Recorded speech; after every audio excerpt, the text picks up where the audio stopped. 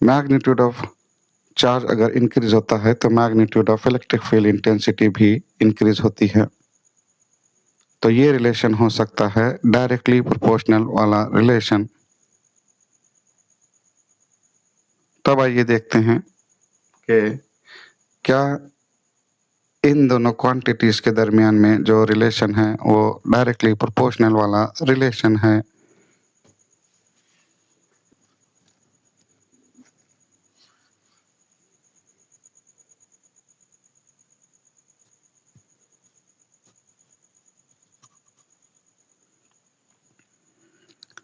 तो आइए हम ये जांच करने की कोशिश करते हैं कि क्या इलेक्ट्रिक फील्ड इंटेंसिटी और मैग्नीट्यूड ऑफ सोर्स चार्ज का डायरेक्टली प्रोपोर्शनल वाला रिलेशन है। तो एग्जांपल नंबर 1 में जब E और Q को डिवाइड किया जाता है तो हमें हासिल होता है एक कांस्टेंट, और ये कांस्टेंट इक्वल होगा E डिवाइडेड बाय Q के। एग्जांपल नंबर 2 में magnitude of electric field intensity equal था 2E के, magnitude of source charge equal था 2Q के। तो जब 2E को 2Q से डिवाइड किया गया तो हमें हासिल हुआ फिर एक दफ़ा एक कांस्टेंट, और ये कांस्टेंट इक्वल था E डिवाइडेड बाय Q के। यहाँ पर 2 और 2 कैंसिल हो जाते हैं।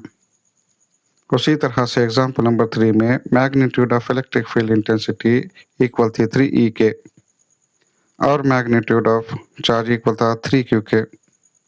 तो जब इन दोनों को डिवाइड किया जाता है तो हमें हासिल होता है कांस्टेंट, और ये कांस्टेंट इक्वल होता है E डिवाइडेड बाय Q के। तो आप इसी तरह से अगर अलग अलग एग्जांपल्स इमेजिन करते हैं तो हमें हासिल होता है एक कांस्टेंट। ये तरीका है जांचने का कि क्या दो फिजिकल क्वांटिटीज के दरमियान में डायरेक्टली प्रोपोर्शनल वाला रिलेशन है। तो यहाँ पर आप देख सकते हैं कि कांस्टेंट का मैग्नीट्यूड हर एग्जांपल में सेम है। यह हम कह सकते हैं कि कांस्टेंट का जो रेशियो है वो सेम है। लिहाजा उस वक्त हम कह सकते हैं कि इलेक्ट्रिक फील्ड इंटेंसिटी और चार्ज में डायरेक्टली प्रोपोर्शनल वाला रिलेशन है। अगर ये कांस्टेंट का मैग्नीट्यूड डिफरेंट होगा या ये रेशियो डिफरेंट होगा तो उस वक्त ये रिलेशन डायरेक्टली प्रोपोर्शनल वाला रिलेशन नहीं होगा।